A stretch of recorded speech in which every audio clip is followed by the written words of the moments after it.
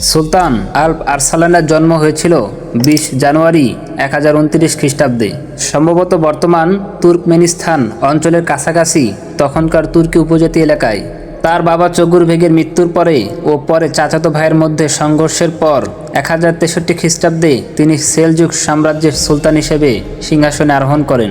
সিংহাসনের শুরুতেই তাকে সাম্রাজ্যের ভিতরে বিদ্রোহ মোকাবেলা করতে হয়েছিল। তারপর প্রথম বড় যুদ্ধ ছিল কুতলুমুসের সাথে, যিনি সেলজুক সিংহাসনের দাবিদার ছিলেন।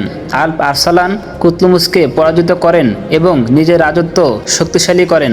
তার জীবনের সবচেয়ে বিখ্যাত যুদ্ধ ছিল 1071 সালের মানজিকার্ট যুদ্ধ, যেখানে তিনি বাইজেন্টাইন সম্রাট রোমানুসের বিরুদ্ধে লড়ে বিশাল বিজয় অর্জন করেন।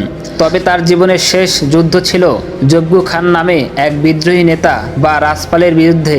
এই যুদ্ধে 1072 সালে আলোচনার সময় এক বিদ্রোহী সৈন্য আল্প আরসালানকে ছুরি মেরে আহত করে। আঘাতের কারণে কিছুদিন পর আল্প আরসালান মারা যান।